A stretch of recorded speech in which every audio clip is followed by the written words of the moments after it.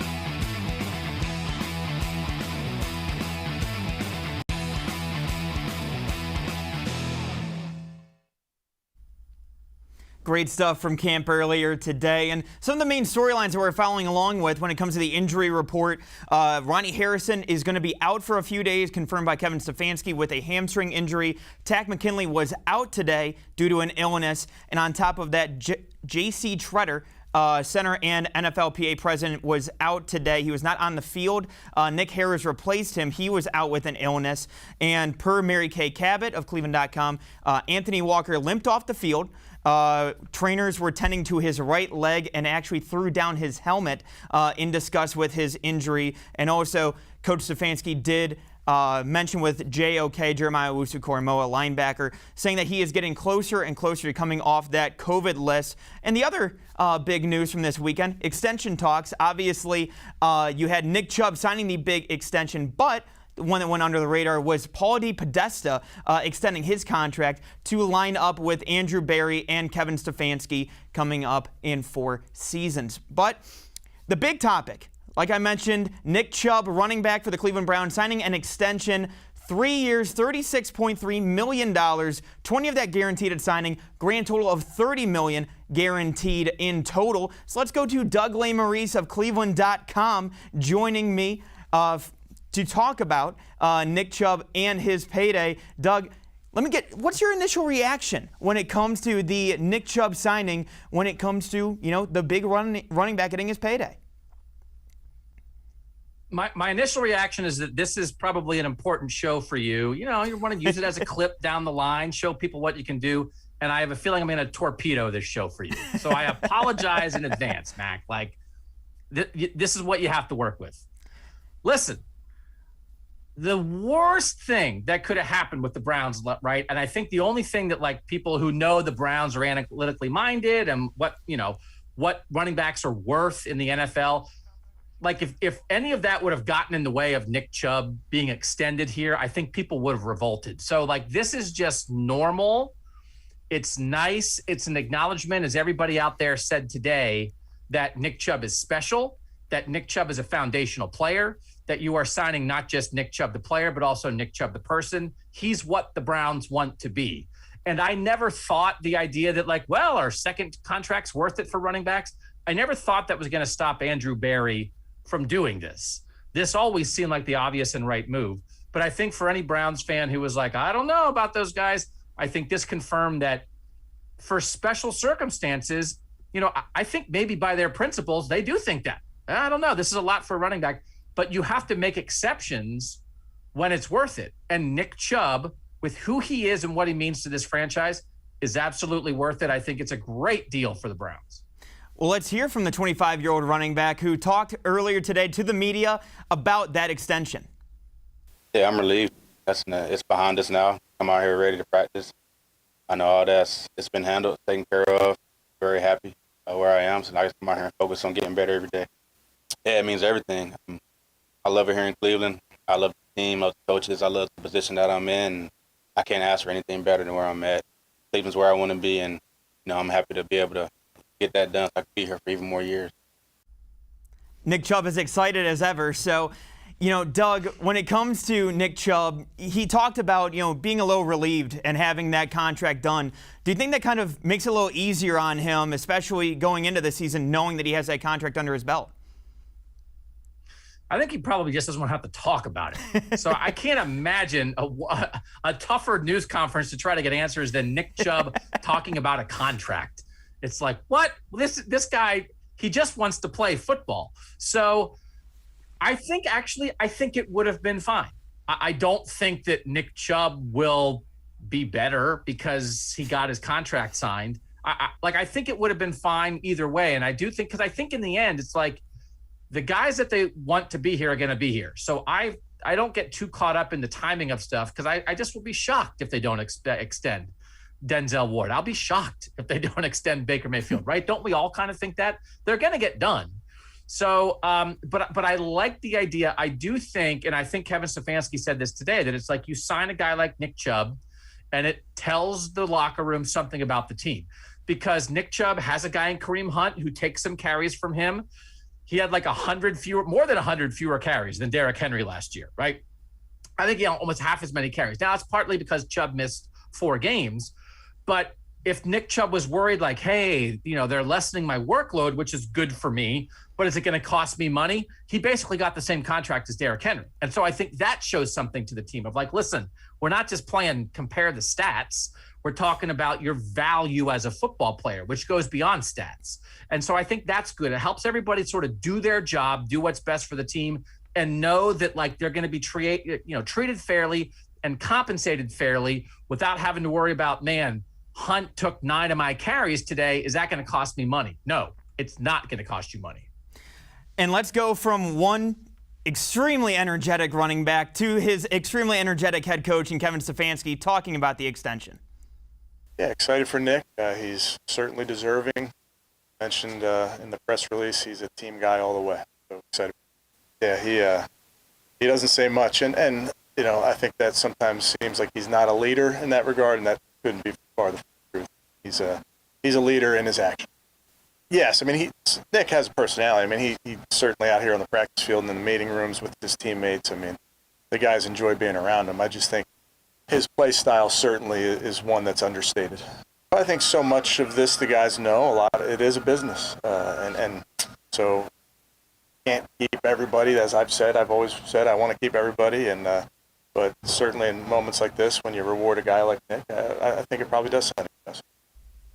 I think that last point is what really was my major takeaway was, I think that sets a locker room precedent, at least when it comes to, even though the running back position might not necessarily be valued as much by some people, at least it's setting the precedent that, hey, if you work hard, you can get rewarded for your actions, regardless of what some people might view of your position.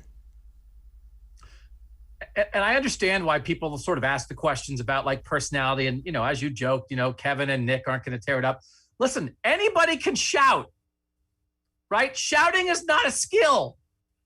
Being like, football is not a skill. Those guys have actual skills that matter. So we're happy to shout on their behalf. Kevin and Nick can just kind of keep it like this, keep it, smooth. But here's the other thing we have to be prepared for is there is going to come a time when the Browns aren't going to pay a guy who thinks he should get paid. And on his way out of town, he may say something like, man, the Browns, I can't believe they don't pay good players. They don't want to win. And it's going to be like, listen, man, there is all this Aaron Rodgers stuff. Again, it's a privilege, right? You have a guy who's a Hall of Famer who's mad because he's been there for 15 years or whatever. Like, that's the other side of this. As they keep winning, as they keep accumulating too many good players, not every story is going to end like this with the Browns and Nick Chubb hugging each other and handing over $36 million.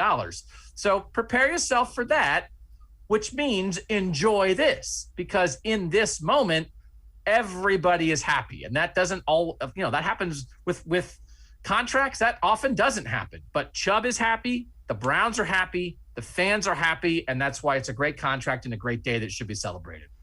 Last but not least, let's hear from linebacker Anthony Walker on his thoughts on the Nick Chubb signing. Yeah, I have nothing but respect for him. Obviously watching him at Georgia, watching him since he's been in the NFL. Great back, all-around back, catch the ball out the backfield, can block. Him being a runner is, just the That's what he does. So, yeah, I have nothing but respect for him. Joking with him today. As soon as I walk back to my phone after meetings, first thing that come across my phone is Nick Chubb signs his deal. So that's pretty awesome, man. You see guys put the work in and get rewarded for it. Yeah, he's a head down and go straight to work guy every day.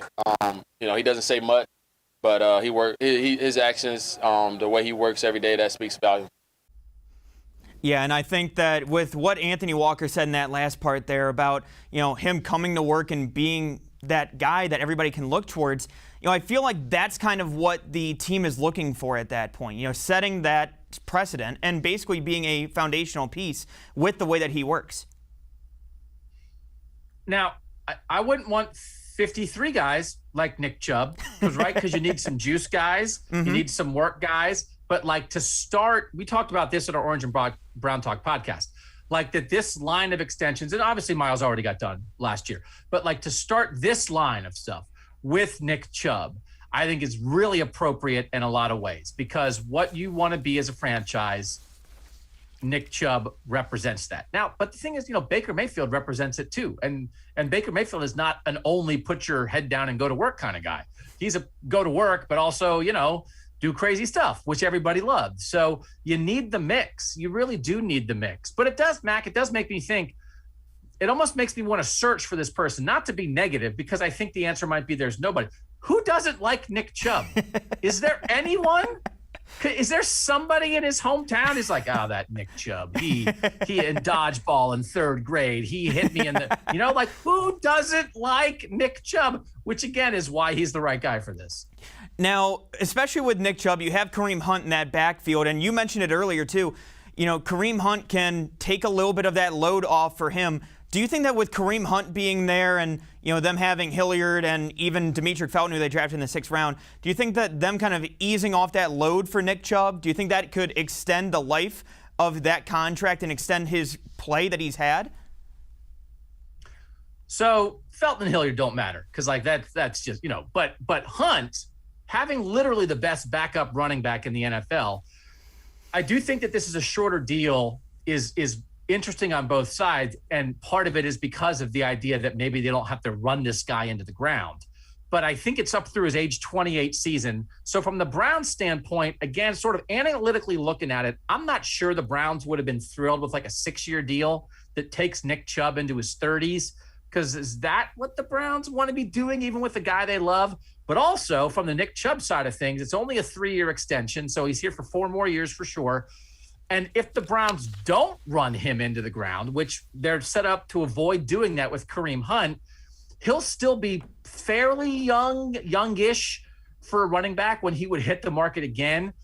And that shorter deal is good for him. So I think the 3 years is good for the Browns because they don't want to pay an older back. And I think it's good for Chubb because he knows they're not going to abuse him and he's got a shot at another deal out there. But I think that Kareem Hunt factor, which I didn't know, when they had this duo, it's is everybody going to be happy with this? I think Kevin Stefanski has found a really good way, and this contract backs it up, that yes, there is a way for everybody to be happy with this share of the load, and it's going to be good for everybody in the short term and the long term.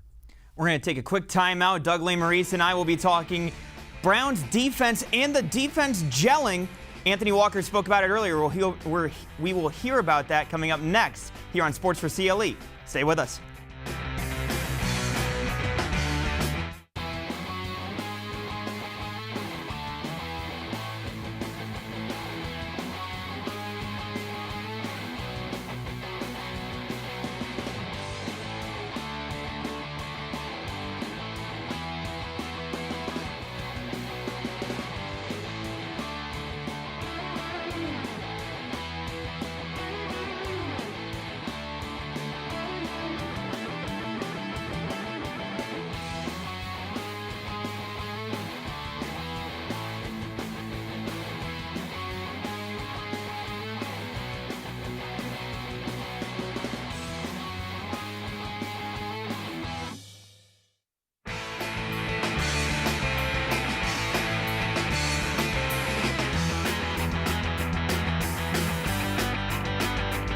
Welcome to Sports4CLE. I'm Mac Robinson. Earlier today, defensive leader Anthony Walker Jr. spoke to the media about the defense gelling and the amount of time that it would take for those guys to get on the same page. It's good on paper, and we've been talking about that. Guys, like you said, a lot of good names, a lot of talent across the board. But we got to go out here and put the work in, and that's what we're trying to do every day right now. Like I said, it looks good on paper, but this is a time where you come together, you put the work in, and then on Sundays you let the work show. We got to get the call. We got to execute the call. I don't think it takes much time to do that. We got to get it done, and we don't have time. We got a game coming up, September 12th. So, we got to get that done now, and that's what we're doing. Training camp is for that, to come together, get used to playing with each other, and just keep executing. That's the main thing. This is the practice field. This is where you make mistakes at. So we'll be crisp on Sunday. Doug Lesmerises from cleveland.com joins me now. And Doug, I feel like the defense gelling and the amount of time that it will take for those guys to get on the same page, that's the biggest storyline that I'm kind of following along this training camp. What say you?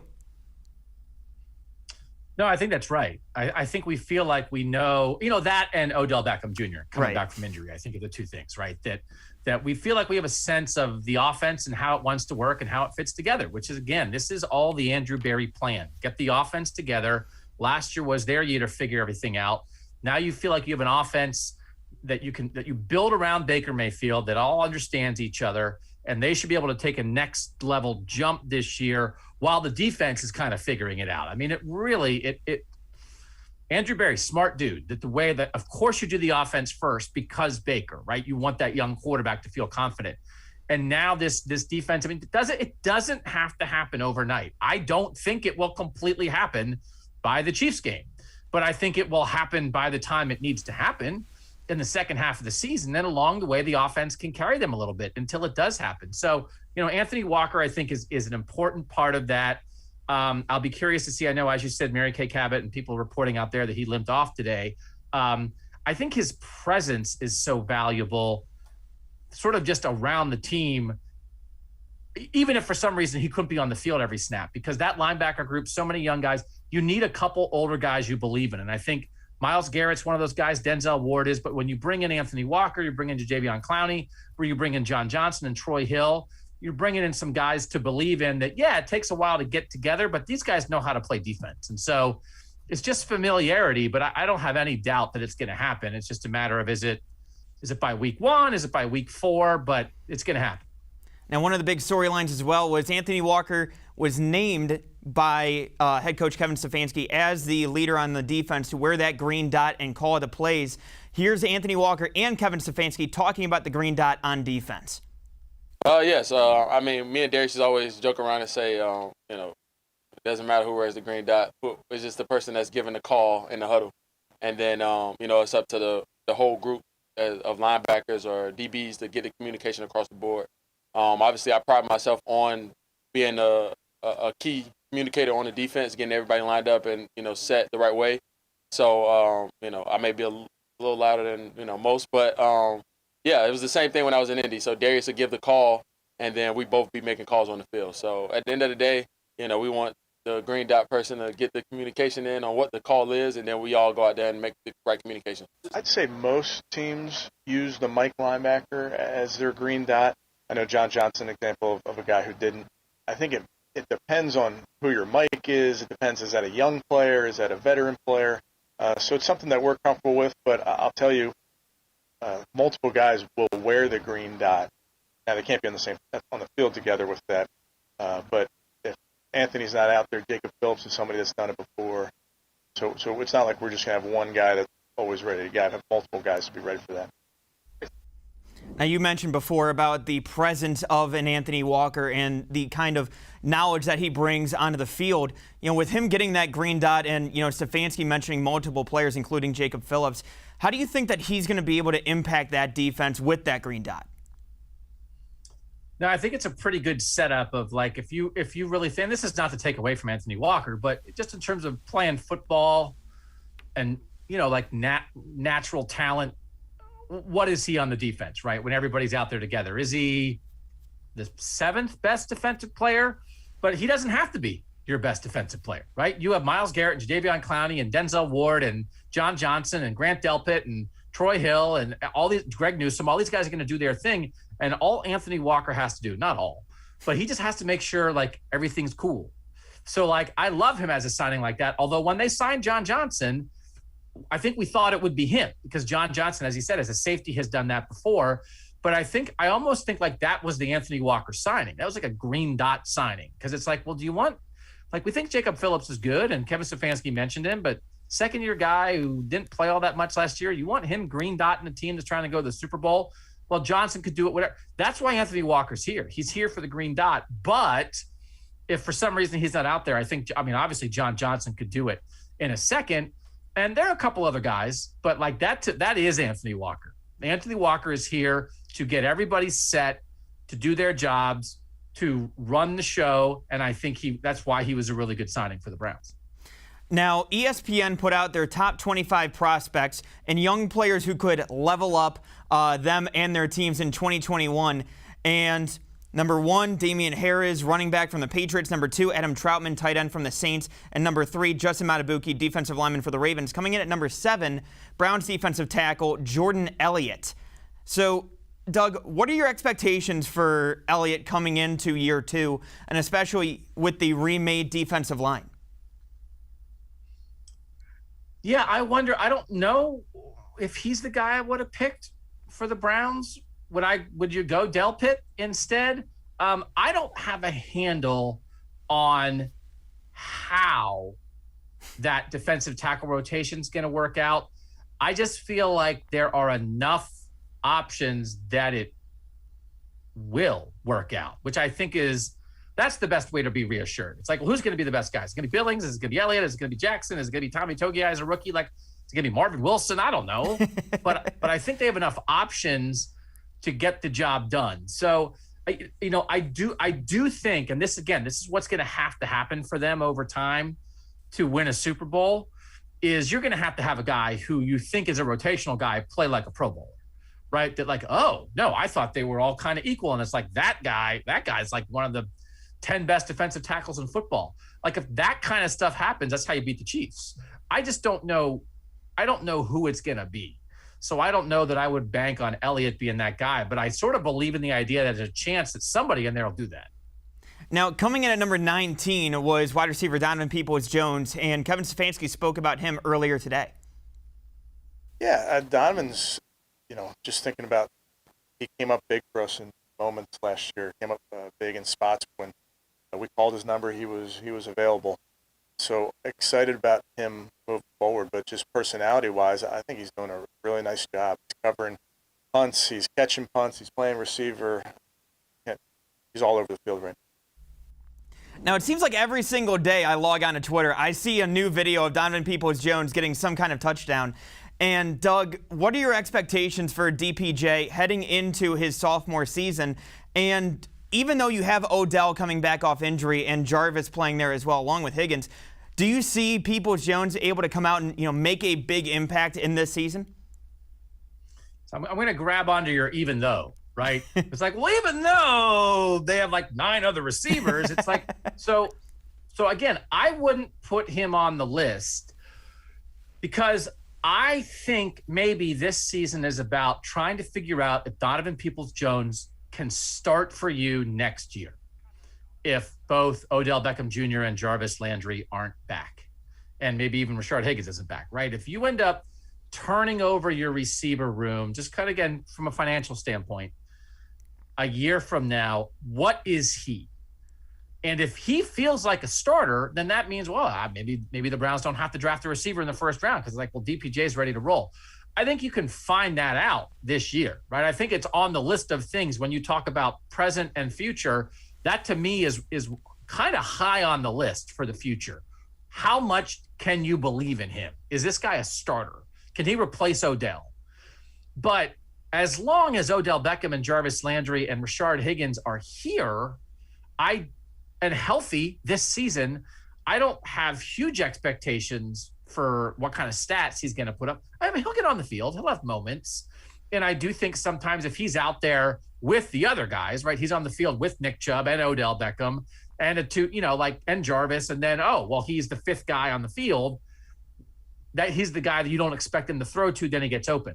So I think it is an important year for him, but I am not exactly like banking on like DPJ sort of being a get them over the top guy in big moments this year, just because of who else they have. Because, his opportunity came last year because Odell got hurt. And so if Odell and Jarvis and Higgins and Kadarius Hodge are healthy, I'll be curious to see how they work him in. But I think he could start for them in 2022, and he has to prove it now that he could. Doug and I are going to take a timeout. When we come back, we're going to be talking contract extensions for Baker Mayfield, when he can get it, and how he can earn that top dollar. We'll be right back with Sports4CLE after this.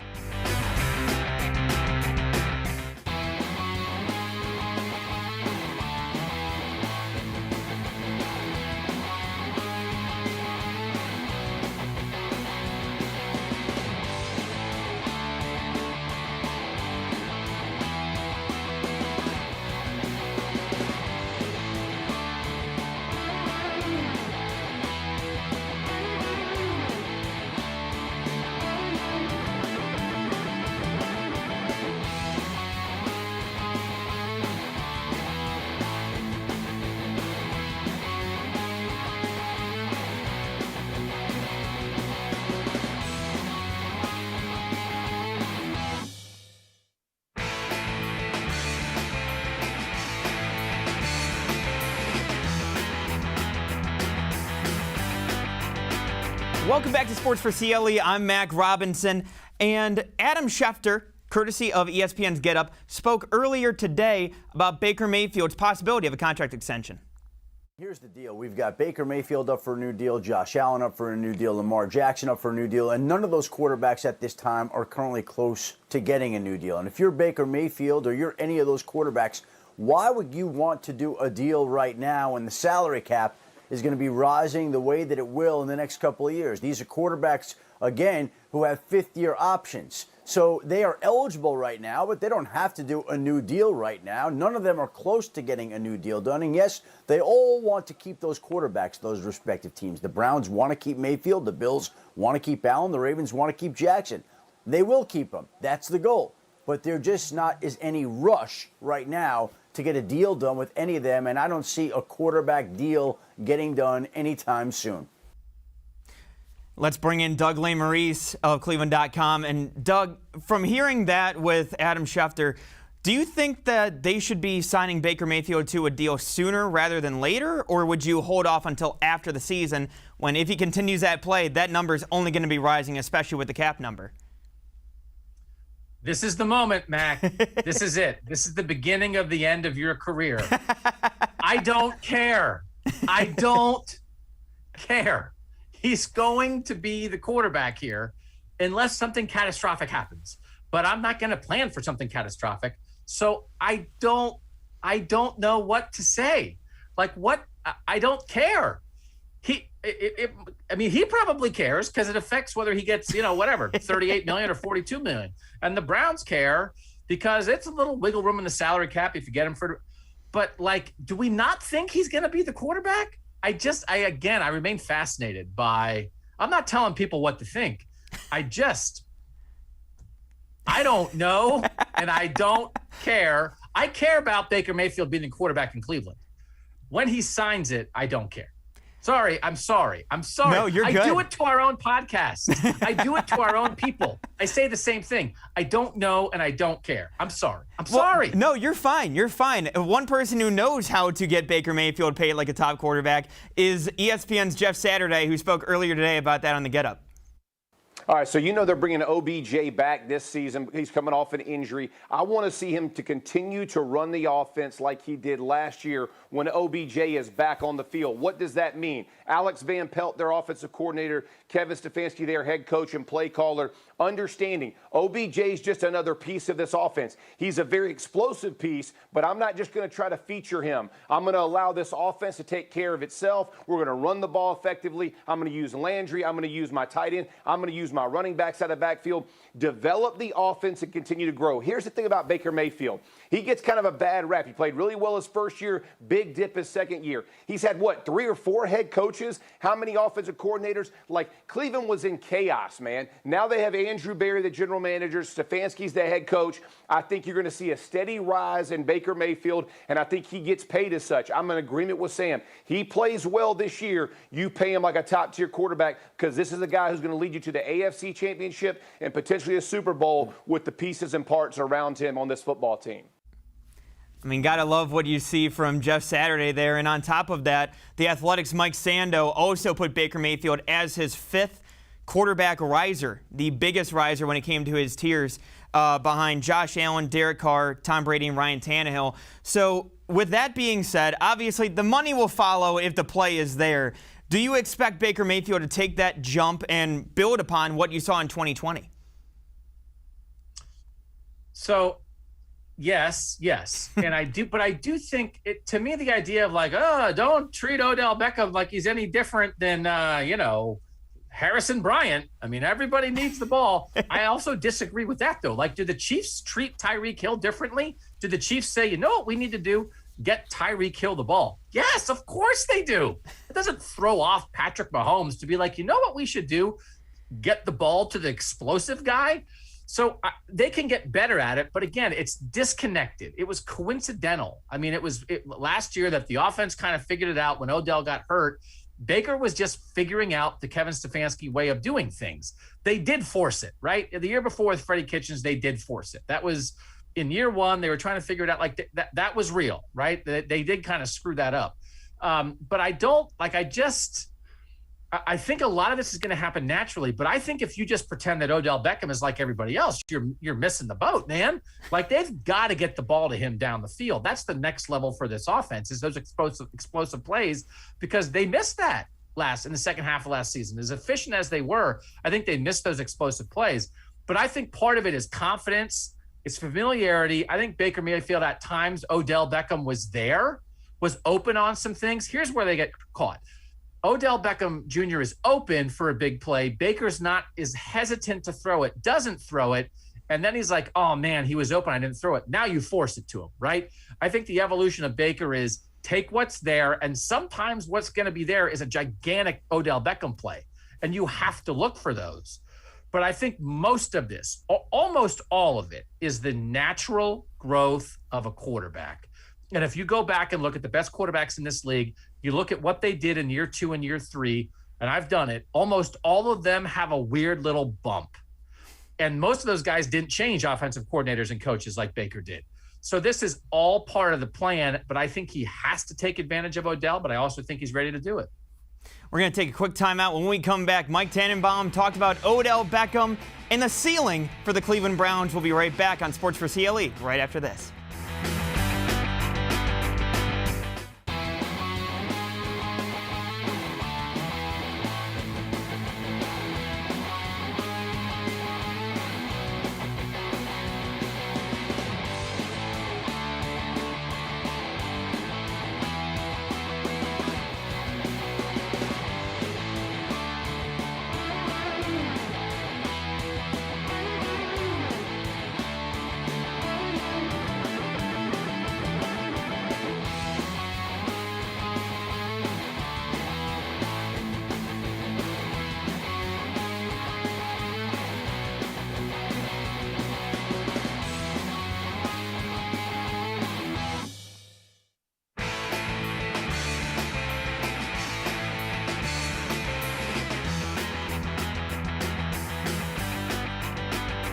Welcome back to Sports4CLE. I'm Mac Robinson. Mike Tannenbaum of ESPN spoke earlier today on if Odell can make the Browns a contender on ESPN's Get Up. It's huge. He can make the difference for the AFC. He can make the 1 or 2 plays a game that could take Cleveland above Kansas City. He's Tyreek Hill. He's that dynamic. Yeah. And I think the interesting thing, going back to Dominic Foxworth's comments, is would OBJ be happier winning 10-6, getting 2 catches, or losing a game 49-47 where he has massive production? And as he evolves in his career, hopefully he's comfortable with having just 1 or 2 catches for a couple of games. But his explosiveness is impossible to defend. Now let's bring in Doug Lesmerises of cleveland.com. And Doug, again, we talked about it a little bit last segment, but I mean, Odell, it really seems like he can take that offense to that next level and really open up a lot of things for this team. I don't think you can win a Super Bowl with only efficient, right? I mean, I think efficient gets you 10 wins, 11 wins, 12 wins, right? I mean, I think it beats the mediocre teams. You win all the games you're supposed to win. You don't make mistakes. You don't kill yourself. You don't shoot yourself in the foot. But when you're playing best on best, I mean, it's the guys who can get you over the top. And so that's the difference. That's the difference that he gives you. Nick Chubb gives you that, right?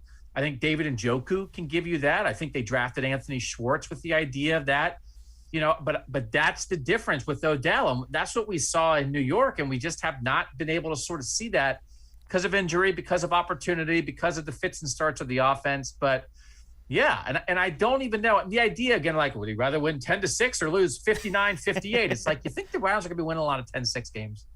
They have the best offensive line in the league, the best running back combo, 2 all-pro receivers and a growing quarterback. I don't think the issue is like, well, will Odell be happy to win 10-6? That's not the issue.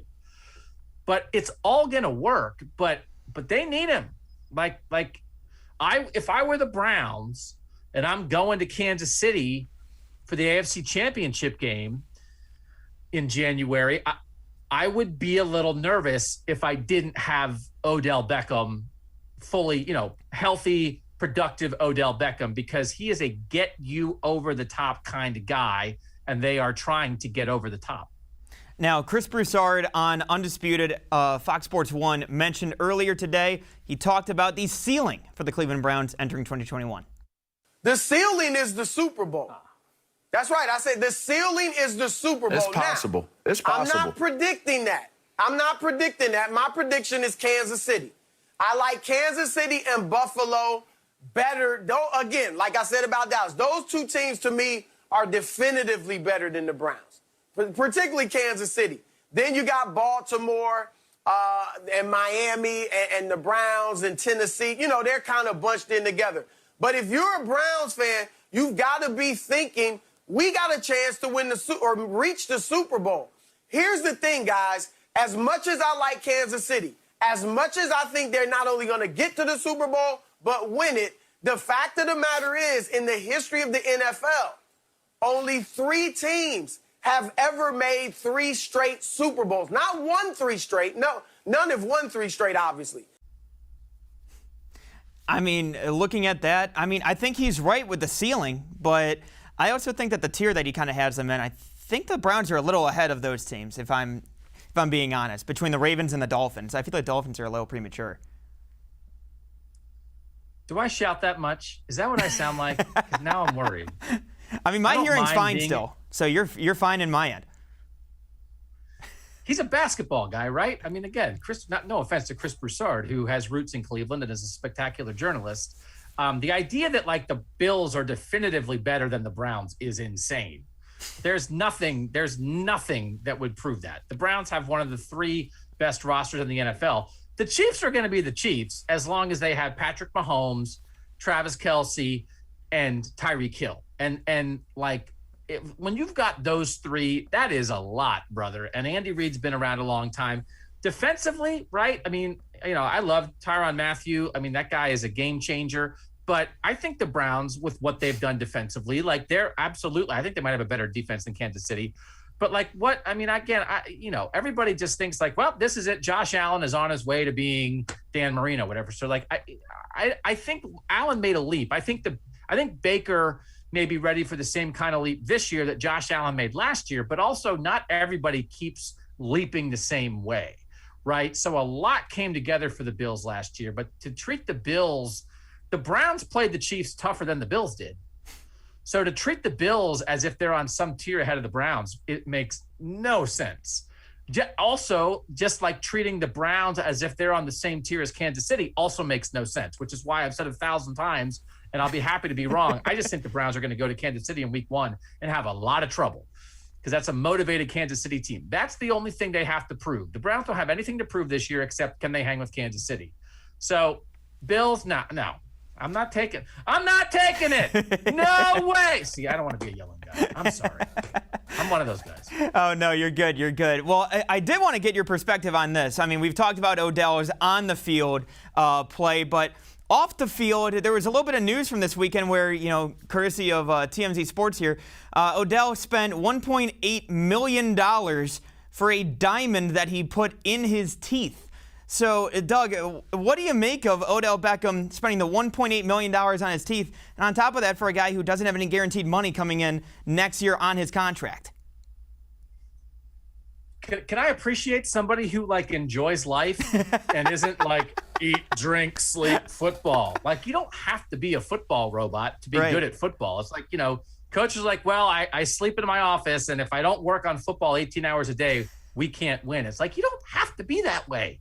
So, I like it. I think Odell – now, listen, it gets hard when he doesn't produce, right? But I wouldn't say he hasn't produced. I was very critical of him. I think it was week 1 last year, right? He dropped the pass on 4th down against the Ravens. Is that right? It was a really big drop at a moment where the Browns are trying to compete.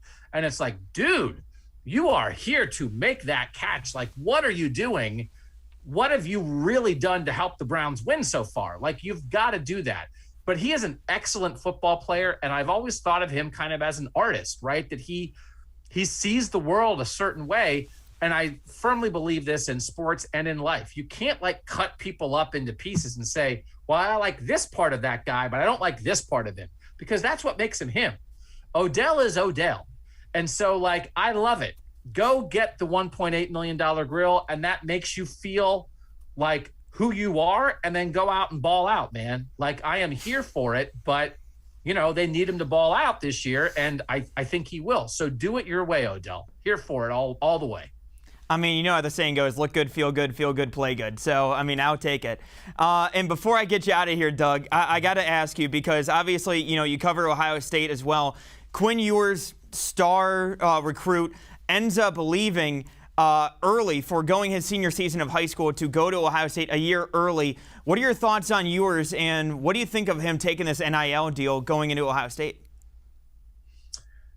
Yeah, it just starts his clock a year early, right? That he was going to have this opportunity for NIL. You only expect a guy like that to be in college 3 years, but now he can get his NIL money a year early, which means he'll get his NFL money a year early because he can go a year early. Again, it's fine. It certainly makes it interesting. Tuesday, Ohio State starts practice on Wednesday. Tuesday, tomorrow, the media is going to meet with the quarterback's coach and the quarterbacks who are there. Quinn Ewers will not be there. We're not exactly sure when he's going to show up in August, but I think he is in the mix to start this year, because I don't know why you would bring in the number 1 recruit in the country, start his clock. He's only going to be here for 3 seasons, and punt on a whole season. I'm well, he's got to learn. He only was a senior in high school. This guy's rare, man. This guy's working out with Patrick Mahomes. This guy's a special arm, and he played Texas high school football, which is at the highest level of Texas high school football, which is practically like college. So, he's not going to win the job for week 1, but they don't have a quarterback who's ever started a game in college. They're going to have a guy starting his first game against Minnesota, no matter who it is, probably CJ Stroud. So I just think he's going to be in the mix. I will be almost surprised if he doesn't wind up as their starter this year, because otherwise, I know he's here for the $1 million in NIL money, but what are you doing? He's a football player, and I think in 2 months, a month of camp and a month of the season, I think he can kind of get up to speed. There's an unbelievable amount of talent on the Ohio State offense around him, so I think he enters the mix to be Ohio State's quarterback right now. Doug Lesmerises of cleveland.com and the College Football Playoff Show podcast. Doug, thank you so much for taking time with me today. Thank you, Max. Sorry I yelled so much. Let me check my hearing. You're good. You're good. Thank you for your time. Coming up after the break, we're going to have Kevan Arnold joining me to talk Nick Chubb and David Njoku, his workout, after this on Sports4CLE. Life is getting back on track, and so is the job market. Be ready with the training you'll need to get a great job. If you or your family has experienced financial hardship as a result of COVID-19, try Seek and Help with tuition assistance. Whether you want to improve your skills, get certified, or train for a new career, go to try-c.edu to check out our programs and resources. Register now for online and on-campus classes. Tri-C is where futures begin. The Ohio Lottery Partners in Education program recognizes role model students and teachers from across Ohio. Nominations can now be done completely online. To nominate a deserving teacher or student, go to ohiolottery.com. In the About section, find Partners in Education. There you will find links to the nomination forms. Students, kindergarten through 12th grade, can be academic all-stars. Teachers can be honored as a Teacher of the Month. The Ohio Lottery Partners in Education, where stars shine.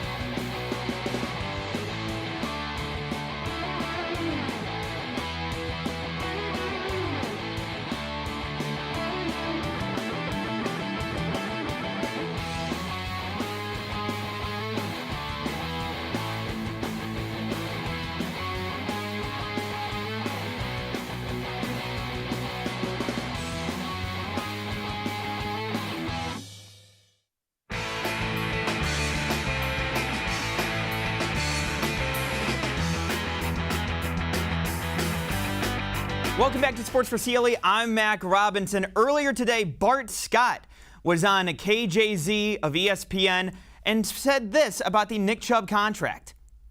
Look how smart it is. Nick Chubb's 25 years old. This puts him under contract at 29. You think at 30, that's when, running backs fall off the cliff. So you want to try and pay him now, reward him now, because if you pay him afterwards, then that takes him to 30. And then, or he might have wanted a little bit more money or something like that, or you have to fight for him and you have to pay more, because what will a 26-year-old Nick Chubb get in the market? You look at what the high running backs are making. Ezekiel Elliott is making $15 million a year. Christian McCaffrey's making $15 million a year. You get Nick Chubb, who's younger and just as productive, for $12 million a year. That is a discount. And we all anticipate that the salary cap is going to be going up next year. So you sign them early underneath these rules, knowing that guys are going to get crazy contracts next year. That's why a guy like Juju Smith-Schuster, why would you go back for less money when the Ravens were offering you this type of money? Because the market next year and the salaries for next year is going to go up exponentially.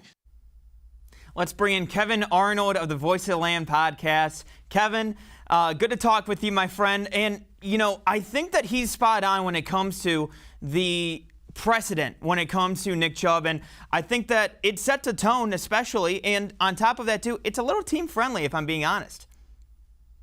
It is team-friendly. And first off, Mac, I promise I won't yell either, just like Doug won't yell and blow out your ear. But you said it. This is a team-friendly deal for the Cleveland Browns, and you really wouldn't expect anything less from Nick Chubb. He's not going to do his talking in the media. He's not going to do it on social media. His talking is his play, and his play is for the team. So with this contract, he's doing things for the team. That's just who Nick Chubb is. Doesn't celebrate touchdowns, but he scores them. He's productive on the field. And, they even brought up on that KJZ show a little bit later on how, Chubb, you're able to pay your elite talent now. And that's what the Browns are saying. They're not sending a message that, they're valuing Chubb over Baker or anything like that. They're trying to pay their elite talent now. And that shows that they can draft the talent and they can find a way to keep them, as many as possible, almost following or maybe trying to follow the Buccaneers, I guess, blueprint, you would say, being able to bring all of their Super Bowl winning offense, defense, the entire roster back this season. There's a blueprint out there, and Andrew Berry and his IQ, he's going to find a way to try to keep as many of these young, talented players on this team as possible. Well, it's nice to have players that we can actually are. It's nice to have players that are worth extending, I guess I should say at this point, too, with the way that they've been able to develop Nick Chubb. But looking at earlier today, Levar Arrington of Undisputed on Fox Sports 1, he had this to say about the Browns' success in 2021 and why they need to coming into the season. After this season, you'll have 30 total free agents. after next season, you'll have 27, and they're big names. So this team that you're boasting all of this talent in terms of personnel, you had better have success this year. That ceiling had better be sky high, because you know what else is going up with that ceiling? The window. The window could be closing on them. I think it's a little premature to say that, especially for the 8th youngest roster in the NFL. And on top of that, too, with the salary cap rising, I have a feeling they're going to be able to keep around some of those guys. Yeah, and you're already starting to see it. If other people follow Nick Chubb's model of maybe a team-friendly deal, still getting the money that they feel they deserve, but a little less than the market may dictate, so that all of them can stay together because they enjoy playing together. This is a group that does so many things and helps one another in all of their charitable foundations. You saw it with the Jarvis Landry softball game and all these other elements where you see these guys getting together in the offseason to continue to work and build relationships on and off the field. Yes, this team must win, but this team knows that. Kevin Stefanski and this coaching staff knows they have to win. Every NFL team knows they have to win or they won't be in the league. They don't say NFL not for long for no reason. So Stefanski understands last year can help build some momentum into this season, but it's not going to determine how they're going to play this year. And that's why the word work is said by Coach Stefanski all the time and is displayed all over that building in Berea. They're going to have to put in the work in order to have that success. And yes, the roster is great, but on paper doesn't get you anywhere. This team is focused on how they can translate what looks like on paper to be a Super Bowl caliber team on offense, defense, special teams, across the board. They're trying to translate that to on-field success all 2021. Now, you mentioned the work. David Njoku, among the many players putting in the work this offseason, and actually put out his workout video of him doing a box jump. And let's go ahead and take a look at the video here.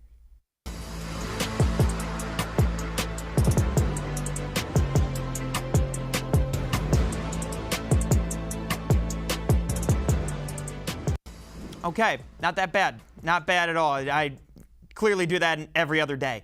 So David Njoku, you see the explosiveness there from him and the work that he's put in. Between him doing that, the Nick Chubb constant lifting that we've seen in the offseason, and the Myles Garrett box jumps, which one is most impressive to you when it comes to the work that's been put in this offseason? Well, I kind of think that the Chubb kind of weightlifting elements there. I mean, a guy that, of course, came off of a knee injury in college as well, but it's just, I've seen the box jumps. Honestly, I've seen it all. You see these guys working out in the offseason, and it's the same 10-second clip, whether they got the weights on their back and they're doing some sort of big-time squat, or they have the box jump and they're going 57 inches like Njoku, or 60 inches or whatever new feat that Myles Garrett is trying to accomplish. And Lord knows he can, of course, get anywhere or do any sort of athletic feat possible. That's why that's why Stefanski kind of had to retire him from playing basketball in the offseason, because they want all of that physical ability to be on the football field. But I mean, this is the kind of team that you have. Yes, it's cool to see those videos, but they're doing it for a purpose, and they know that, yeah, I've had some success in the field, but I got to get better. If this team wants to get better, I got to get better. What didn't I do last year? What can I do better this season for us to go further and possibly win it all this season? And that's what a lot of those videos represent to me. Kevin and I are going to take a quick timeout. When we come back, a new report about who could be signing with the Cleveland Cavaliers, and talking to Evan Mobley, the newest Cavalier, coming up right after this on Sports4CLE.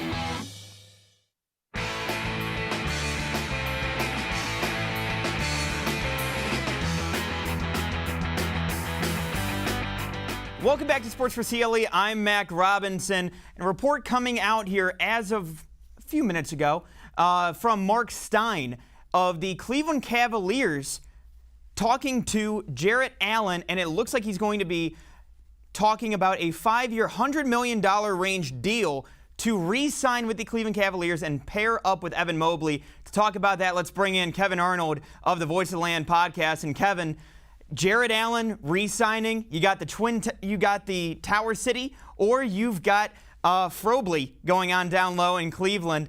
What are your thoughts on the big man possibly re-signing in Cleveland? Well, I'm not sure about the Frobley nickname for that duo just yet. That one may have to take a little bit more time. But it's the deal getting done just seems like it was inevitable for this team, because as soon as they brought him in, they were raving about how long they've been after him, how much they value what he can bring to the floor. And, of course, defensively, a team that has been poor defensively for the last few seasons, one of the main reasons they've been at the bottom or near the bottom of the Eastern Conference over the last few seasons. They wanted to bring him in, and I think him getting done and that contract extension kind of starting right away, and of course the necessity of that with him becoming a restricted free agent this offseason, shows you maybe where they value their players, and might be why people continue to bring up Collin Sexton in trade rumors, because this team raves about a guy they just brought in Jarrett Allen, and every now and again they'll continue to talk about how much they like what Collin Sexton brings to this team. But a guy that's been here longer than Allen has over the last few seasons. Now, last Thursday, Cavs held the 3rd overall pick and selected a USC center, Evan Mobley, big man coming in. What are your thoughts on Mobley and how he fits onto this Cavaliers roster? He's the centerpiece. He has to be the centerpiece for this team. And you knew coming into this draft there was kind of the big four. Cade Cunningham, you were never going to get unless you got that number 1 pick. And as talk began after the draft lottery was held, Jalen Green was the name that was in mock drafts of the Cavaliers. But everyone said, if the Houston Rockets get to work out Jalen Green, there is no way that they pass up on Jalen Green. And, of course, the Cavs ending up at number 3, they were, with that coin toss, they were 5th in the rotation of the team. So if they would have done a draft like the NFL does, the Cavs would have been drafting 5th. So really, they got 2 spots better than their record would have suggested in a typical draft in professional sports. So the best player available at that time was Evan Mobley. And while I don't agree with Kendrick Perkins comparing him already to a modern day Bill Russell, he did bring up one good point. He said, as long as Evan Mobley buys into being a big man that can do guard things and not vice versa, not trying to be a guard as a big man, then he's going to have success and long success in this league. And he truly will produce as a centerpiece for the Cavaliers. Yeah, I'd prefer to have him over a Ben Simmons type of a guard in a big man's body. But I did see a report earlier today from Bleacher Report's Jake Fisher that said the Cavaliers are unlikely to trade Collin Sexton at this point. Do you think that Sexton on this team, how do you think his fit is going to be, and how do you envision him playing out this season if you're the Cavaliers? He's going to be a guy that's going to still fill it up for you. The big question will be, can him and Garland really coexist? You saw a little bit of it, but guys in and out of the lineup, both of them in and out of the lineup, not always available to this team. You don't know what you have now. But with Evan Mobley, a bigger guy, being drafted by the Cavaliers, it makes all the sense in the world for that trade talk to really subside at this point. I'm a big Collin Sexton fan. The only way I was into trading Collin Sexton is if they got a massive deal back and they were able to get Jalen Green in the draft as well on the wing. At this point, the Cavs' biggest need is those wing two-way players, maybe 3-and-D type wings, to really allow for Garland and Sexton to get in the lane, to have shooters on the outside to spread things out. Collin Sexton is going to be a leader for this team. And if I listened to Tom Hamilton talk about the Indians yesterday, and he said Terry Francona talks about their minor leaguers, and when they bring them up, you always want to know, yes or no, can they play at this level? I don't think the Cavs have the answer yet. They need to determine, even if the answer is no, if Collin Sexton can't play with Darius Garland, you still need a definitive answer, yes or no. Can these two coexist, and can they help lead our young core to competing and contending in the Eastern Conference and in the NBA for years to come? Kevan Arnold of the Voice of the Land podcast, thank you so much for joining me today, my friend. Always, my friend. Always enjoy talking with you and look forward to talking with you down the line. Absolutely. Kevan Arnold, Voice of the Land podcast, joining me. That's going to do it for us today here of Sports4CLE. Coming up tomorrow, sitting in my chair is going to be John Fanta of the Big East Network and college basketball on Fox Sports. Thank you all and have a good night.